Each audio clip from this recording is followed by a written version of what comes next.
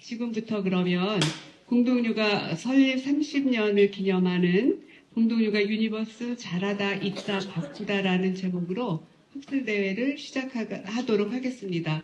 저는 경기대학교에서 학생들을 가르치고 공동육아에 들어온 지 아직 3년 모자라서 27년 차입니다. 네, 3년 또 채워야 되겠죠? 예.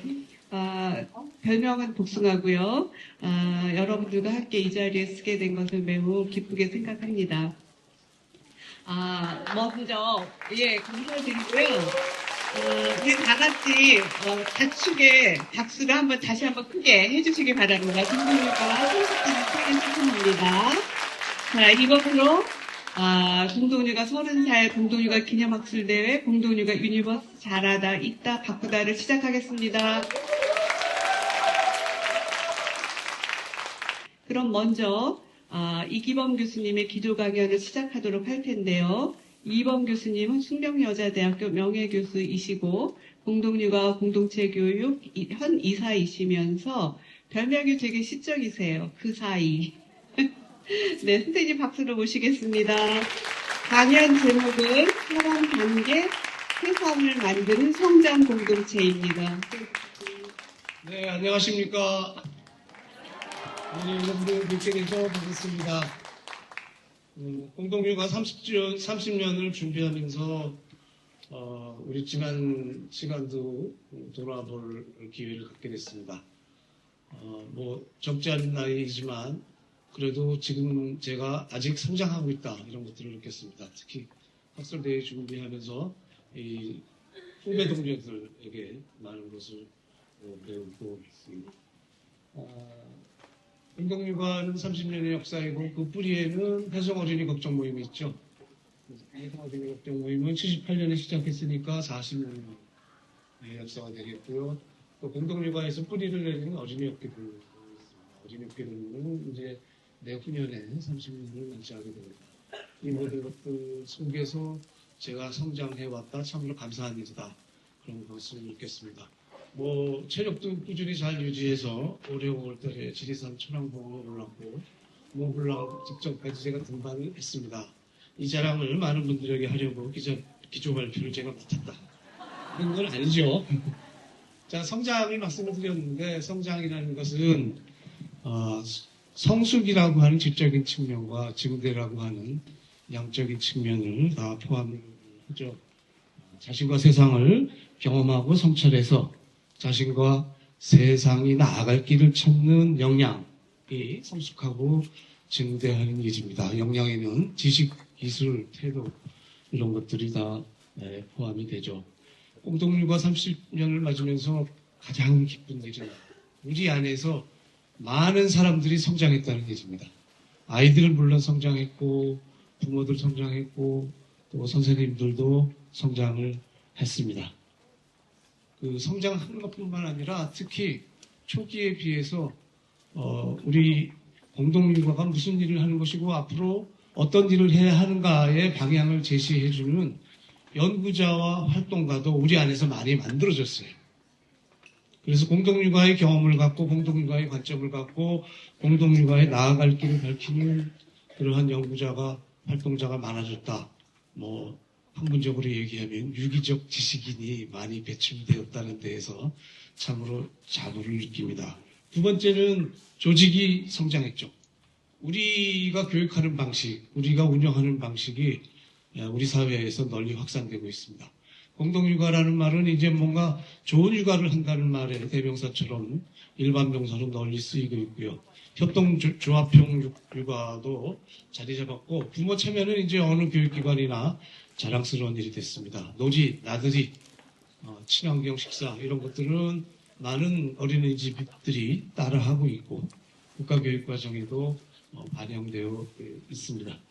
특히 우리가 갖고 있는 공동과 협력의 정신이 새로운 삶의 방식을 이끄는 우리 사회의 흐름으로 됐다는 것에서 참 자부심을 느낍니다. 마을 공동체, 공유주택, 공동경제, 공동건축, 공동미술, 공동을 우리가 처음 시작할 때는 공동육아가 뭐야? 공동이 뭐야? 그랬었는데 이제는 도처에서 공동이라는 말을 들을 수 있으니 유기적 지식인과 더불어 우리 조직이 하나의 유기체적 조직으로 성장하고 있는 것, 이 두 가지가 사람의 성장, 조직의 성장, 큰 기쁨이고 자랑입니다. 자, 오늘 주제는 공동육아 유니버스, 사람 관계 세상의 순환과 결합입니다.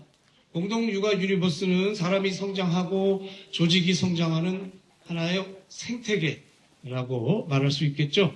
우리 설립 정신이 뭐였죠? 우리의 교육과 삶을 국가와 자본이 결정하는 것에 저항하고 공동체를 만들어서 우리의 교육과 삶을 자발적으로 그리고 자율적으로 선택하기를 소망한 것입니다. 개인과 이 개별 가족이 이 자본이 육아를 결정하고 국가가 지배하는 것에 맞서기는 어렵죠. 그래서 우리는 공동체를 만들어서 그 공동체는 교육 공동체, 생활 공동체, 문화 공동체, 인생 공동체 여러 가지 이 측면이 있겠죠. 그래서 우리가 함께 실천을 하고 있습니다. 그런데 이런 교육 공동체, 생활 공동체, 문화 공동체의 모든 행위는 앞서 말씀드린 것처럼 개인의 성장과 공동체의 성장을 지향하죠. 그래서 한 번 다시 정리를 해보니까 우리의 공동체는 성장 공동체다. 이렇게 요약할 수 있겠습니다. 그래서 제가 그림을 그려봤어요. 제가 그린 건 아니고 사무국에 하늘이 그려준 건데요. 이 그림을 보시면 공동육아 유니버스에 세 단위의 선수들이 있습니다. 혹은 실행 주체가 있습니다. 그 세 단위는 사람, 그리고 세상이 있죠. 우리가 세상과 만나고 세상 속에서 살아야 되죠. 그런데 세상 속에서 살 수 있는 힘을 기르기 위해서 우리는 공동체를 만들었고 공동체 안에서 아까 말씀드린 대로 성장의 역량을 자라나도록 하고 있습니다. 그래서 우리가 사람과 세상과 관계를 맺고 사람과 사람이 관계를 맺고 사람과 공동체가 또 관계를 맺고 공동체와 세상이 관계를 맺습니다. 이 관계가 우리가 성장을 촉진하느냐 아니면 성장을 저해하느냐의 모습이 되겠고 우리가 어떤 성장을 하느냐 어떤 사람이 되느냐를 결정하는 것이죠.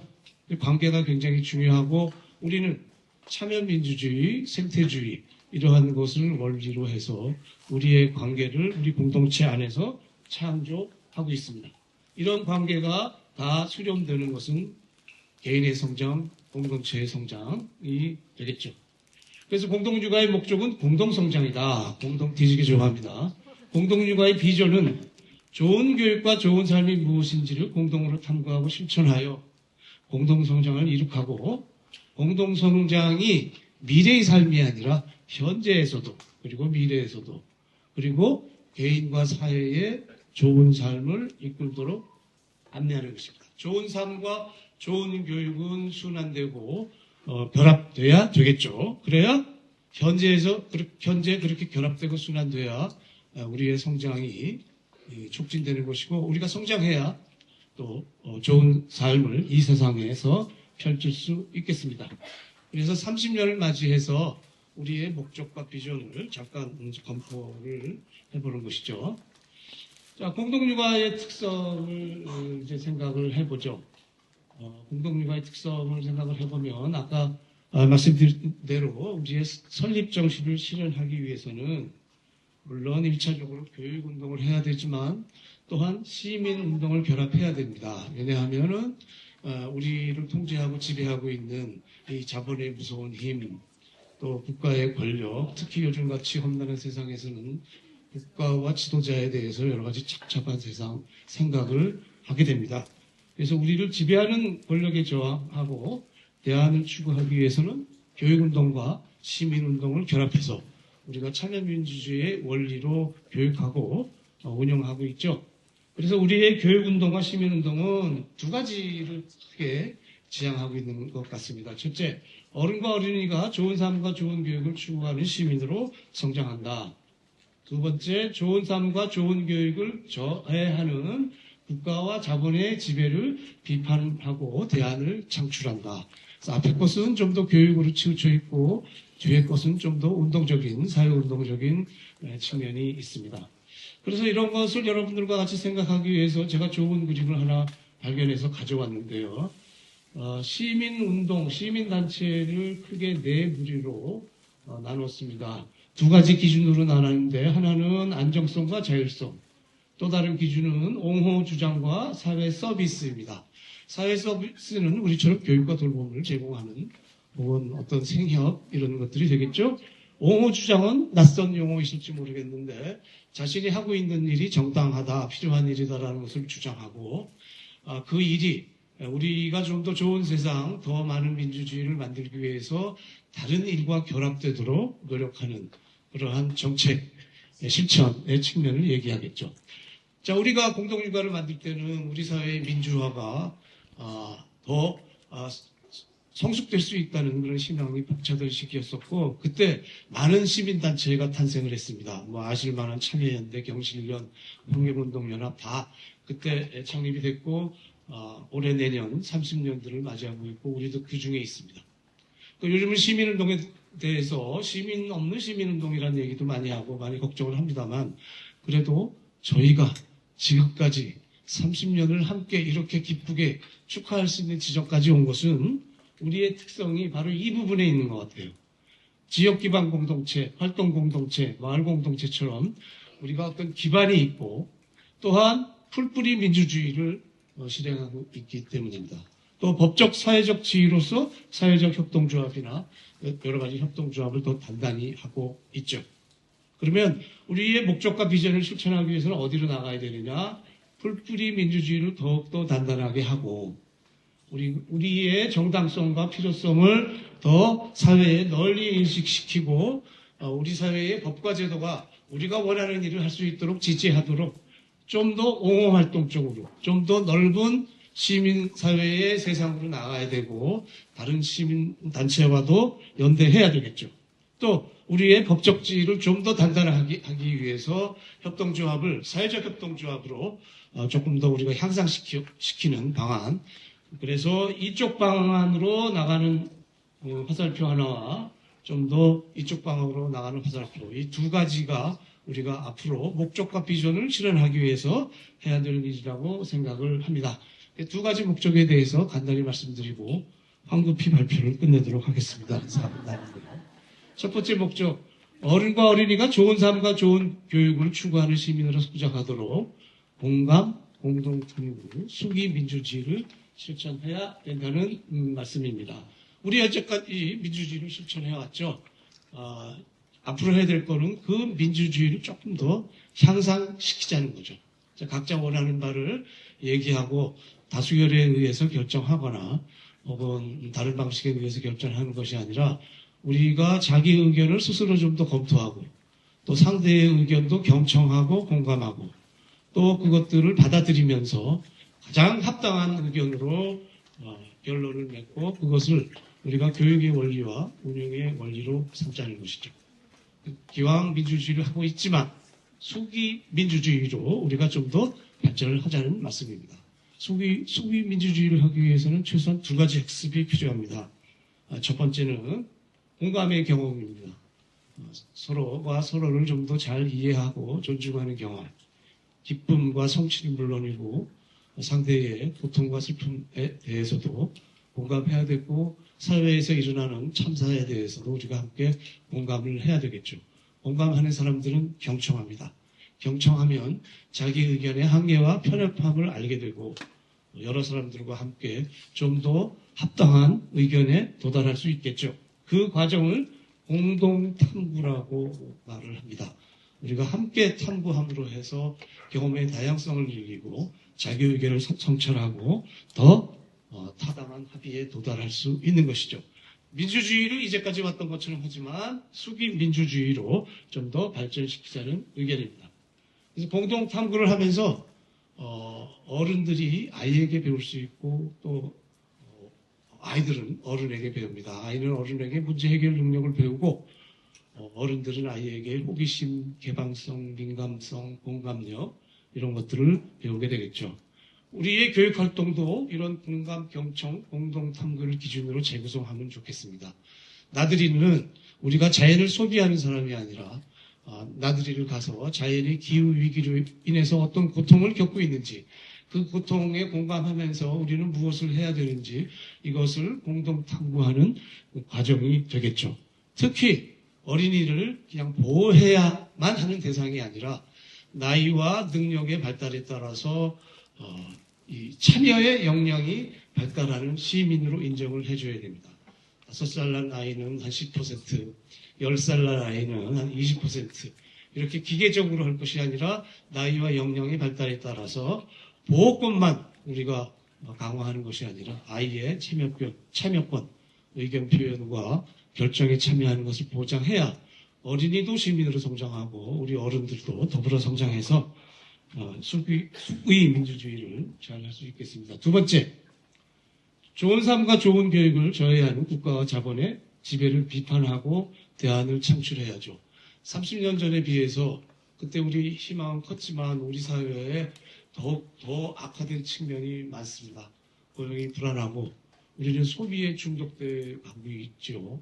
정치는 타락해 가고 있고 또 양극화되면서 혐오와 갈등이 굉장히 극심해 있습니다. 이럴 때일수록 우리가 특별한 사람들이 아니라 민주사회에서는 자기의 고유성과 자기의 특수성을 개발할 수 있는 권리가 있고 합당한 범위 안에서 그러한 권리를 실행하는 것을 국가가 예산과 법과 제도로 보장을 해줘야 되는 것이죠. 그래서 우리의 정당성과 필요성을 보장해야 되고 지자체로부터 조금 재정 지원을 받는 것이 아니라 우리가 하고 있는 교육과 돌봄은 우리 나름대로의 방식으로 할 수 있는 것의 정당성과 필요성을 옹호하고 그에 따라서 우리가 협치하고 있으므로 정부의 재정, 법, 제도 이것을 우리에게 필요한 대로 제공해라라는 주장을 해야 합니다.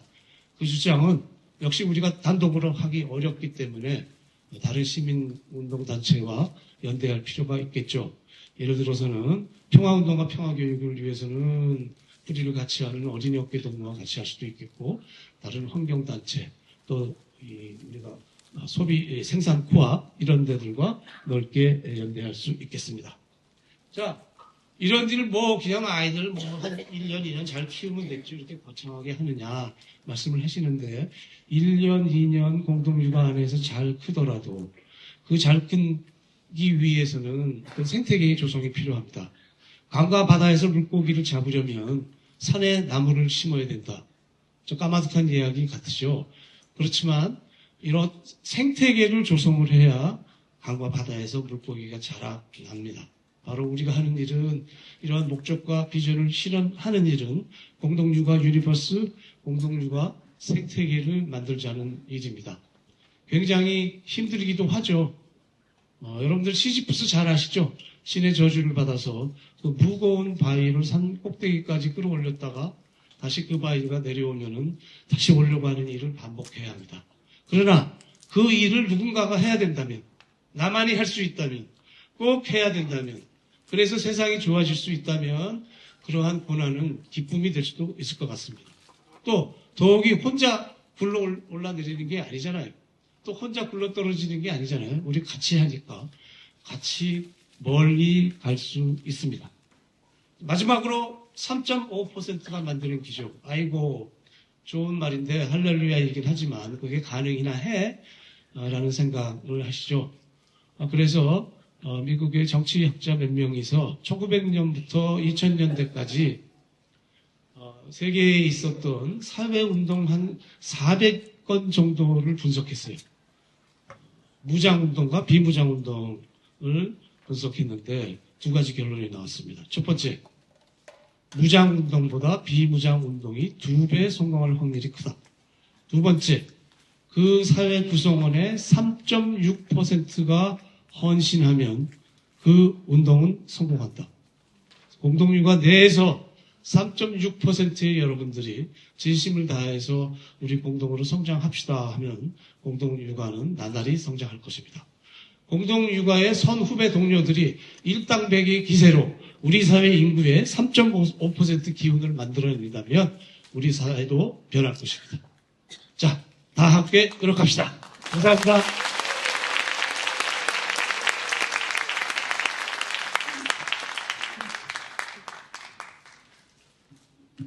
네, 이렇게 몰입 깊게 강의를 들어주셔서 너무너무 감사드리고요. 이기광 선생님께서 사람 관계, 세상의 순환과 결합, 생태계가 얼마나 중요한지 말씀해 주셨고, 공동육아의 앞으로의 지금까지 걸어온 길을 바탕으로 목적과 비전을 아주 명료하게 말씀해 주심으로써 저희가 오늘 이 자리가 다 함께 성장을 확인하는 그런 자리가 될 것 같고, 또 우리 내부에서 또는 사회적으로 3.5%의 기적을 만드는 또 다른 시작이 될 수 있을 것 같습니다. 감사드립니다. 이제 각 세션의 기조 발표가 이제 시작될 차례인데요. 첫 번째 세션의 주제는 잘하다입니다. 저희가 아이가 자라고 부모도 성장하고 교사도 성장하는 공동체이기에 우리 각자가 공동육아 세상에 들어와서 각자의 페르소나를 통해서 성장하는 이야기를 인천대학교 인천학연구원 정성훈 선생님, 별명은 아구이십니다. 선생님 모시고 공동육아 유니버스의 페르소나 발표 듣겠습니다. 박수로 맞이해 주세요.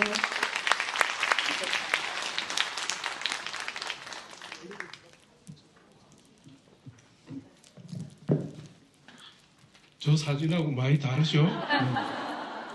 요즘 사진관들이 좀 과도한 보정으로 인해서 제 의도는 아닙니다. 그래서 저도 저 얼굴을 보면 누군지 잘 모르겠는데, 뭐 저는 과천 열리는하고 두근두근해서 아이를 키운 열리는 출신이라고 주로 말도 하는 아구라고 하고요. 과천에서는 막 우리가 얼마 전까지도 뭐 축구 동호회하고 뭐 이러면 이제 서로 부를 때 저 사람은 뭐 맨발 출신이고 누구는 어깨동무 출신이고 뭐 이런 식으로 많이 이야기를 해요. 아저씨 아줌마들끼리. 희한한 일이죠. 그죠? 자기가 나온 것도 아닌데 출신이라고 하고. 그러니까 아이덴티티의 어떤 정체성 중에 하나가 이 공동육아 유니버스에서 만들어지는 거고, 제목을 이제 공동육아 유니버스의 페르소나 이렇게 잡았는데, 뭐 계기는 그겁니다. 제가 뭐 요즘 버추얼 아이덴티티라고 가상 정체성 뭐 이런 걸 좀 연구를 했어요. 그러다가 어느 순간 거기 보면 이제 부캐 나오고 뭐 버추얼 아이돌들의 페르소나 막 이런 이야기 막 나오는데, 갑자기 생각하니까 공동육아 학술대 기획하는데 참여해서 생각해 보니까 우리 별명도 일종의 부캐 같은 거 아닌가, 이런 생각이 들었고, 그런 부캐 혹은 페르소나를 가지고 우리가 뭔가 자신을 연출하면서 그러니까 뭔가 과천에 와서 저 같은 경우 어린이집과 그 주변 세계에서는 뭔가 다른 사회적 얼굴을 갖고 사는 느낌이 있었거든요. 그리고 그게 지금 지금의 저를 만든 하나의 그 계기가 아니었나, 뭐 이런 생각이 들어서 제목을 잘하다라고 하는 세션을 어쨌든 개인 혹은 사람한테 맞춰진 건데, 그 페르소나라는 용어를 쓰게 됐고요. 뭐 이론적인 이야기인데, 뭐 제가 니클라스 루만의 시스템 시어리라는 걸 전공을 합니다. 아주 복잡한데 어쨌든 도대체 우리가 인간이라고 말하고 사람이라고 말하는 것은 사실은 세 차원이 아주 나뉜다라는 거죠. 몸의 측면, 그다음에 어떤 심리적 의식작용의 측면, 그다음에 어떤 사회적 관계 커뮤니케이션에서의 어떤 주소지로서 역할하는 그런 것들이 나뉜다라는 이야기고요. 근데 뭐 그 중에서 어떻게 보면 나의 사람됨이라고 할까요? 펄슨, 사실은 사회적 얼굴을 씁니다. 이걸 보면서 우리는 스스로에 대해 성찰을 하죠. 사실 내 몸에 대한 성찰은 의사 선생님이 더 잘하시고, 내 의식은 아무리 성찰해도 너무 산만해서 정신이 없고, 그래서 우리는 수많은 어떤 미디어라든지 아니면 그런 대화들을 통해서 자신의 사람됨을 성찰합니다. 다음 넘어가서, 아직 안 넘어갔어요? 요 앞인데, 막 넘어가면. 펄슨 페르소나 이야기 잠시 하면은 잘 모르시는 분도 있을 것 같아서, 우리가 인격이라고 흔히 말하는 번역을 하는데, 인물이라고도 하는데, 그 펄슨이라고 하는 단어, 개인으로도 번역하죠. 이 단어는 원래 이게 이제 뭐 페르소나가 어원입니다. 그래서 지금 우리는 이제 요즘 사람들은 그냥 페르소나 하면 너무 겉모습 이렇게만 하지만 페르소나에서 펄슨이 왔고요.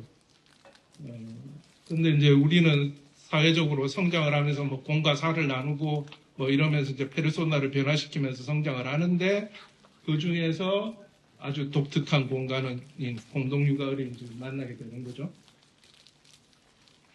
이게 좀 어렵네요. 그러면 우리는 공동육아에서 어떤 페르소나를 갖는가? 뭐 다 읽을 시간은 안 되니까 대표적인 어떤 경험을 말하자면 이거죠. 그 여러 어린이집들에 전해지는 전설 쪽에 그게 있습니다. 열린은에서도 그런 일이 있었는데 직장에서 하도 이 사람이 이제 원래 성실한 직원이었는데 주말에 야유회 참석도 안 하고 평일에 막 너무 일찍 퇴근하고 칼퇴하고 이러는 거죠. 그럴 때 이제 직장 상사가 묻는 겁니다. 도대체 뭘 하길래 왜 그러냐? 이러니까 아빠가 답하는 게 그거예요. 내가 이 회사에서는 과장이지만 우리 동네에 가면 내가 이사장이야. 대표야. 이런 거. 그러니까 이런 경험. 근데 2, 3대장인데 알고 보면 머슴이에요. 그죠? 그런 희한한 경험. 그 다음에 교사들하고 사실 교사하고 친구가 되고 교사 아이가 우리 집에 와 있고 뭐 이런 거죠. 이런 경험들이 이 유니버스의 특징이고 그런 경험들이 이 페르소나를 꾸르지 않는가라는 이야기고요. 그런 페르소나들을 통해서 나름 우리는 펄슨의 변화들을 일으켰을 것이라고 생각을 합니다. 그런 변화들 중에는 뭐 교사들도 저는 변화들을 겪었으리라고 보고요. 왜냐하면 그냥 무슨 이게 교사와 부모의 관계가 아주 다중적으로 규정이 되는 거죠. 친구이기도 하고 어려운 학부모이기도 하고 이런 여러 가지 측면에서 교사와 부모의 관계가 맺어지는 겁니다. 그래서 뭐 공동육아 어린이집의 노동 강도는 높죠. 어떻게 보면 특히 육체적 강도는 높지만 나름의 보람과 행복을 느끼지 않는가 이렇게 생각하고 아이들의 경우에 뭐 제 아이들 같은 경우 제 첫째는 이제 대학생입니다. 어린이집 시절 기억나냐? 어린이집 선생님 누구 기억하냐? 하나도 기억 못해요. 사실 하나도 기억 못하고 다시 가보자 그래도 갈 생각도 안 하고 그래서 저는 뭐 공동육아에서 아이들이 자랐다고 해서 특별히 달라진다고 하는 생각은 별로 없습니다. 근데 이제 오늘 자라다 세션에 보면 나중에 발표 들어와서 보시면 알 건데 그 어린이집 시절을 다 기억하는 청년이 있어요. 놀랍게도. 뭐 그런 사람도 예외적으로 있는데 사실 뭐 아이들이 특별히 다른 아이가 된다고 생각하지 않습니다. 근데 어떤 인생의 전환기에서 잘 관찰을 해보면 제 아이도 어떤 학교를 선택하고 이럴 때 보면 제가 별로 어떤 그런 흔히 말하는 세속적 욕망이 다른 애보다는 적구나 뭐 이런 건 느껴요. 그런 데서 뭔가 약간씩 다른 흔적을 남기지 않았을까 생각을 합니다. 그래서 자라다 세션에 3명이 등장을 하는데요. 한 명은 어린이집 시절을 무지하게 잘 기억하는 지금 직장인이 된 20대 후반의 청년이고요. 또 한 사람은 또 신기한 사람이 있어요. 공동육아에서 자랐는데 지금 공동육아 교사가 됐어요. 그런 사람이 또 등장하실 거고 그 다음에 저는 사실 20주년 때도 제가 발표를 했는데 그때는 제 어린이집 갓 졸업한 아이들의 아빠였는데 이제는 사실은 뭐 공동육아 자체에 지금 하고 있지는 않은 아빠인데 지금 보니까 되게 열심히 하고 있는 그런 아빠가 한 명 발표를 할 겁니다. 이렇게 3명이 등장을 할 거니까 자라다 세션에 많은 관심을 가져주시기 바랍니다. 마치겠습니다.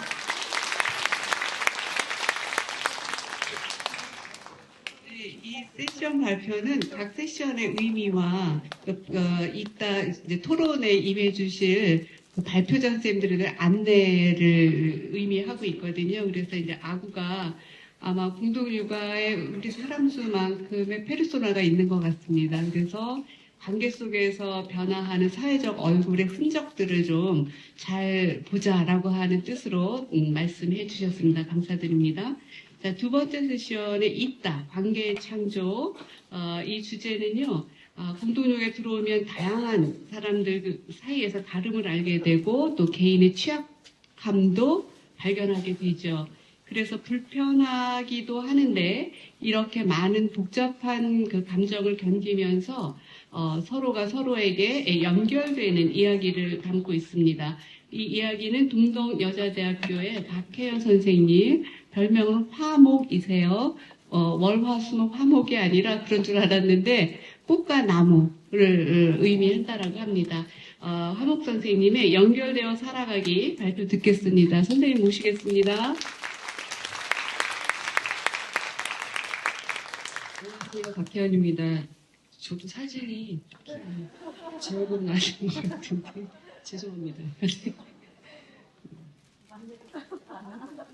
네, 연결되어 살아가기라는 제목으로 기조 발표 준비했습니다.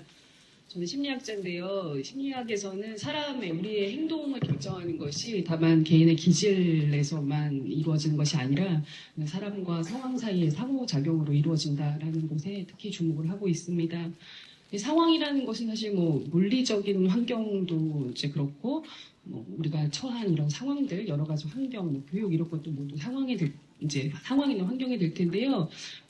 재미삼아 연구하나 소개시켜드리면은 한 대학에서 기숙사가 있는데 한 층만 구조를 이렇게 바꿨어요. 그래서 가운데 휴게실을 3개를 만들고 문을 3개를 땄습니다. 그랬더니 이렇게 다른 층의 일반적인 그 기숙사의 다른 층에 있는 학생들에 비해서 이 개조한 2층에 사는 학생들이 훨씬 더 갈등이 줄어들고 친구가 많이 생기더라라는 연구 결과가 있었고요. 그리고 고등학교도 작은 학교, 큰 학교 어떤 게 좋냐 이런 얘기들이 있잖아요. 규모가 작은 학교는 큰 학교보다 학생들이 체계의식과 의욕, 도전의식이 더 높은 걸로 분석이 되었어요. 이렇게 우리가 살고 있는 환경이 어떤 곳인지, 어떤 구조로 이루어져 있는지가 우리에게 되게 영향을 많이 미칠 텐데요. 실은 사람과 상황 사이의 상호작용이다라고 얘기할 때 상황이라는 것이 이런 물리적인 환경뿐만이 아니라 사람 그 자체이기도 합니다. 우리는 누군가에게 상황이 되죠. 여러분 옆에 지금 계신 분들 다 나의 상황이잖아요, 지금. 내 옆에 누가 앉아있나 한번 보십시오. 내가 지금 기분이 어떤가? 네. 이제 이 사람들이 다 이제 이 사람이 상황이 되는 거죠.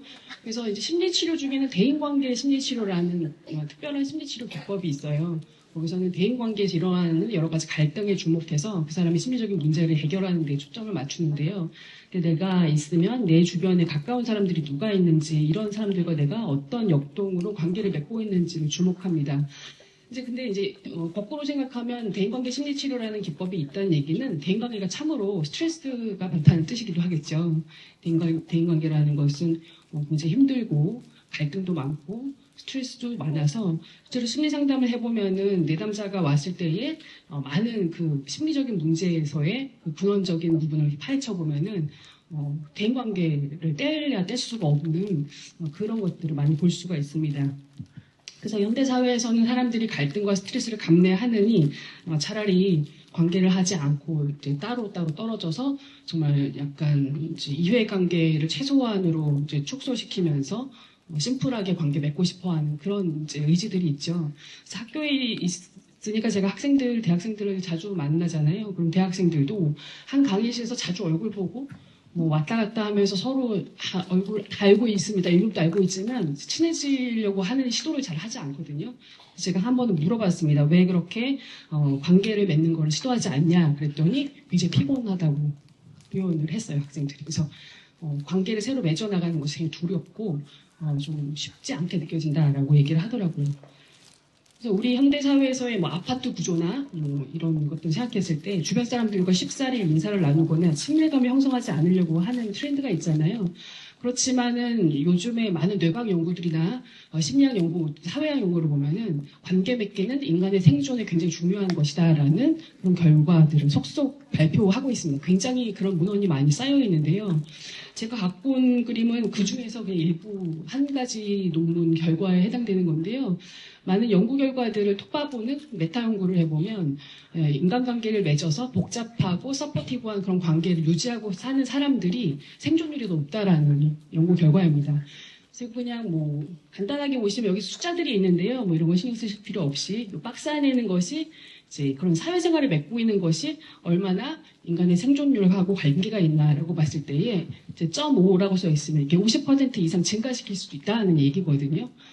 여기 재미있는 것들이 있는데 그 담배를 피다가 끊는 거가 50% 정도 생존율을 높여주고 술을 먹다가 금주하는 것이 또 여기 있습니다. 한 0.3이니까 한 30% 정도 증가시켜요. 근데 사람 사이에 관계를 맺고 지속시키는 것은 무려 60% 이상을 증가시킨다고 볼 수가 있는 거죠. 그렇다고 해서 우리가 그러면은 담배도 계속 피고 술도 먹으면서 이제 사람들하고 친하게 지내면 되지 않냐? 네, 이렇게 생각하실 수도 있지만 다 같이 좋은 거 같이 여러 가지 한꺼번에 하면 좋겠죠. 네. 그래서 30주년을 맞은 공동육아에서 우리가 이제 있다라는 주제로 어떤 이야기를 해야 하나 이제 이런 것들이 아닐까 싶습니다. 우리가 왜 이제까지 그렇게 연결되는 거가 쉽지 않은 일인데 마치 이렇게 연구 결과를 마치 미리 알았던 것처럼 뭐 생존에 중요하고 우리가 잘 사는 데에 상당히 중요하다는 것을 미리 알고 있었던 것처럼 과학적으로 여러분들이 연구 결과들을 막 다 알고 있는 것처럼 그렇게 노력을 해왔잖아요. 우리는 왜 이렇게 계속 애써왔고 그 노력의 과정이 어땠고 그 결과가 어떤 모양새로 지금 확인되고 있나 우리가 이제 앞으로 나가야 할 방향은 무엇인가 이런 것들을 얘기를 해봐야 되지 않겠나 하는 생각이 들고요. 그래서 일단 토론 시간에 이따 세션에 들어오실 분들은 이런 분들이에요. 소행주 중랑 소행주 너나들에서 함께 살아가는 이야기 그리고 이제 강원에서 제주까지 모인 교사들이 교사회에서 공동육아를 삶으로서 신청하는 이야기 그리고 인천 지역의 어린이집과 방과후가 해산을 하면서 그 다음을 아름답게 도모하고 있는 이야기 이런 것들을 들어보면서 이제 토론으로 이어가려고 하는데요. 이제 좋은 시간이 되지 않을까 싶습니다. 저도 참석을 하려고 하는데요. 그래서 이제 이따가 2시 이후에 이루어지는 이런 세션에 기대를 해주셨으면 좋겠고요. 저는 기조 발표를 연구 한 2-3가지 정도 간단하게 소개해드리고 마치려고 해요. 어떤 주제로 연구를 골랐냐면요. 신입조합원들 많이 들어오시면 이제 뭐 작년에 들어오셨건 올해 들어오셨건 공동육아 경험이 이제 크게 많지 않은 분들이 고민하는 문제들이 이런 거가 있을 거예요. 이제 막 좋아하는데 되게 불편하고 갈등도 있고 막 되게 대면대면한데 얼마나 노력을 해야 되나 이런 고민들 하실 텐데요. 우리가 친해지는 데에 사람이 얼마나 시간이 걸리는지를 연구한 게 있어요. 왜냐면 대학 신입생들한테 이제 입학한 지 3주차밖에 안 된 신입생들한테 조사를 해서 이 학생들을 팔로우를 했습니다. 쭉 따라가서 연구를 해봤더니 이 학생들이 기숙사에서 같은 방 쓰는 친구 말고 다른 사람들을 사귀면서 얼마나 가까워지는지를 시간을 계산해보면 그냥 아는 관계에서 일상적인 관계가 되려면 40시간에서 60시간 걸렸다고 하고요. 그리고 친구라고 부를 수 있으려면 80시간에서 100시간, 찐친이 되려면 200시간 이상 걸린다고 합니다. 그래서 이렇게 생각해보면 실조합원들이 적어도 들어와서 두세 달은 방모임도 하고 회의도 참석하고 뭐 차도 마시고 빡세게 그래야 서로를 일상적인 관계로 부를 수 있지 않을까 계산을 할 수가 있고요. 그리고 이제 다른 방 사람들도 알아야 되나? 다른 방 교사들도 알아야 되나? 하는 질문을 하실 수 있는데요. 재밌는 연구 하나 있었어요. 사람들을 코에다가 감기약을 분사시킨 다음에 호텔에 가둔 연구가 있었습니다. 얼마나 감염이 되나 본 거예요. 근데 이 호텔에 가두기 전에 한 2주 동안 얼마나 다양한 사람들을 만났는지를 조사를 합니다. 그래서 호텔에 가둡니다. 그래서 봤더니 사회적 관계가 다양한 사람들이 감기에 감염이 덜 됐어요. 그래서 여러분들 올겨울에 감기에 좀 덜 걸리려면 깜방 교사들과 깜방 아마들과 부지런히 사교를 하셔야 됩니다. 아시겠죠? 자, 마지막으로 함께함에 주저하지 말자. 돈으로 물건을 사는 것보다 경험을 사는 게 더 행복하다는 얘기를 하잖아요. 이유가 경험은 함께하기 때문이거든요. 내가 물건을 게임기를 사더라도 친구랑 함께 하면은 혼자 경험을 크루즈 여행을 가는 것보다 훨씬 더 행복합니다. 그래서 여러분 가진 돈을 함께 쓰는 데에 아낌없이 탕진하시고 그리고 자주 다양한 관계를 만드시면서 행복하게 오래 사시길 바라겠습니다. 감사합니다.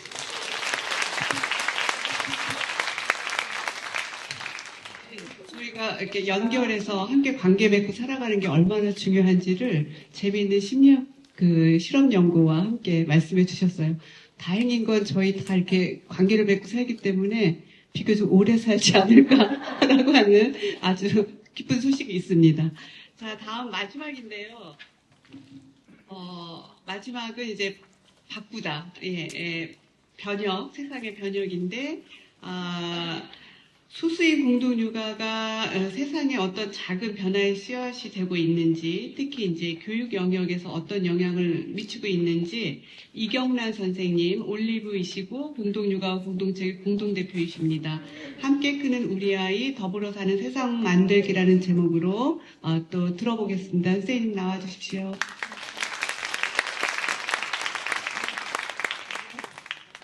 안녕하세요. 반갑습니다. 진짜 사진들이 너무 좀 달라서 지금 몇 년 전 사진이에요. 예.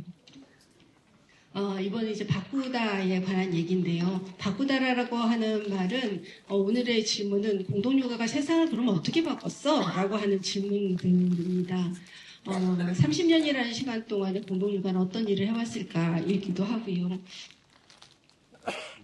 46년 됐다, 30년 됐다라는 말을 지금 계속 하고 있는데, 사실 1978년부터 시작을 해송보육학교와 해송유아원부터 시작을 해서 94년도 두 개의 사진의 분위기 굉장히 다르죠. 94년도 우리 어린이집이 만들어지는 것까지의 과정들을 쭉 하고, 그것은 그냥 어린이집을 만들고 하는 것을 넘어서 제도를 만들고 법을 바꾸고 이런 법을 만들기 위해서 바꾸기까지 있는 그런 과정들이 모두 다 포함되는 일이었었습니다. 그 과정을 통해서 우리가 무엇을 이루었느냐, 사회적 육아, 공동육아라는 말을 만들었고요. 그것을 통해서 세상에 여러 가지 메시지를 전하는 일을 하고 있습니다. 우리가 이 말들을 한다고 했을 때 제 제목을 함께 크는 우리 아이, 더불어 사는 세상 만들기라고 하는 공동육아를 하는 사람이라면 너무나 익숙한, 너무나 또는 식상하기까지라고 느끼는 말들을 뽑았어요. 그 얘기를 뽑은 이유는 이 말들을 좀 자세하게 들어가다 보면 진짜 우리가 진짜 하고 싶었던 게 뭐지를 찾을 수 있겠구나라는 생각이었습니다. 처음에 함께 크는 우리 아이, 우리 같이 키우고 있으니까 너무 익숙하죠. 하지만 지금 각자 도생하는 시대 속에서 함께 크는 우리 아이라는 말이 너무나 일상적으로 쓰이고는 있지만 실제로 그렇게 살고 있지 않다는 거죠. 그랬을 때 이 함께 크는, 왜 우리는 함께 키워야 되냐라는 얘기를 하게 됩니다. 그리고 공동육아에서 늘 하는 얘기는 우리의 어린이상은 뭐지? 독립적이고 관계적인 어린이라고 하는 표현을 씁니다. 이 얘기는 역으로 하면 독립적이려고 하면 관계적이어야 되고 관계적이어야지 독립적이다라는 이해가 되기도 하죠. 근데 이 얘기를 조금 더 안으로 더 들어가다 보면은 인간이란 어떤 존재인가라는 질문을 다시 만나게 되는 것 같아요. 그랬을 때 인간이라는 것은 기본적으로 취약한 존재이다라고 하는 걸 다시 확인하면서 새로운 세계를 만나가는 것 같습니다. 우리가 더불어 사는 세상으로 나가자라는 제안을 하게 될 때 그 지점에서 주목하는 것 같고요.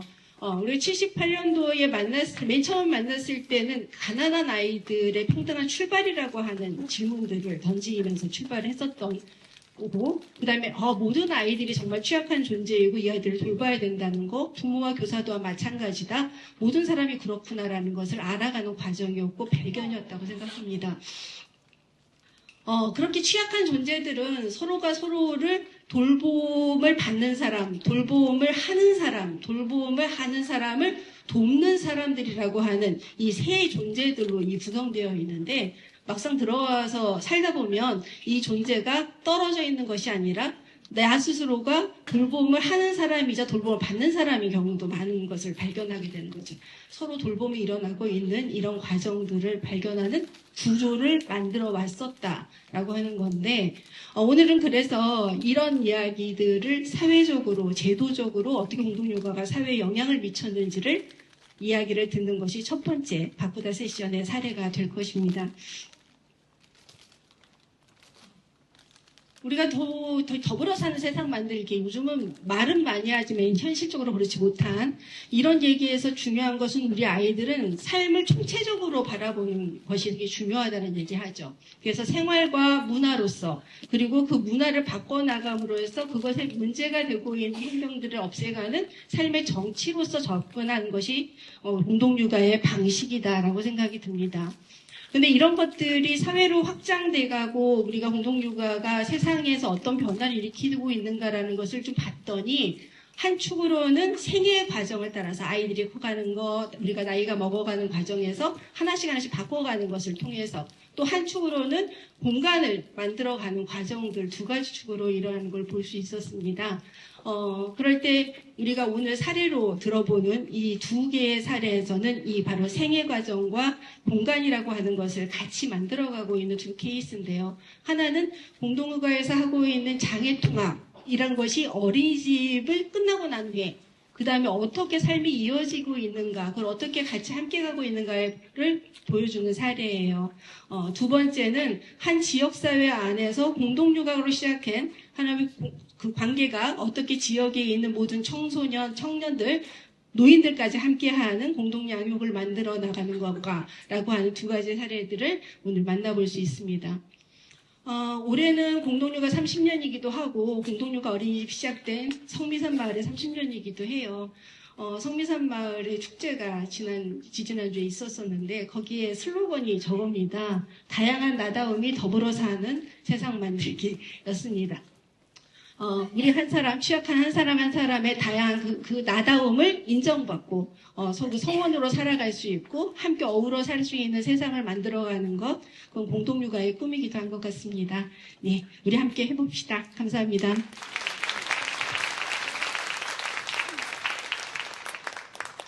네, 이경란 선생님께서는 공동육아가 사회에 어떤 영향을 주었는지, 그 다음에 우리 각자의 삶에 어떤 영향, 그 다음에 어떤 새로운 변혁을 가져왔는지 말씀해 주셨고요. 아마 이제 이 자리 공동육아가 30살이면 굉장히 강건한 청년으로 성장을 한 건데, 또 한편으로 생각하면 이제 30살이라고 하는 건 앞으로 남은 생애를 또 살아가기 위해서 저희가 새로운 또 고민, 성찰이 또 병행되어야 되는 그런 시기인 것도 같습니다. 아마 이 자리가 이런 고민들을 함께 하고 지금까지 잘 살아온 우리 서로를 축하하는 그런 자리가 되기를 바라고 충분히 그럴 수 있다고 생각을 하면서 공동육아 30주년 기념학술대회 공동육아 유니버스 잘하다 있다 바꾸다를 여기서 마치도록 하겠습니다. 감사합니다.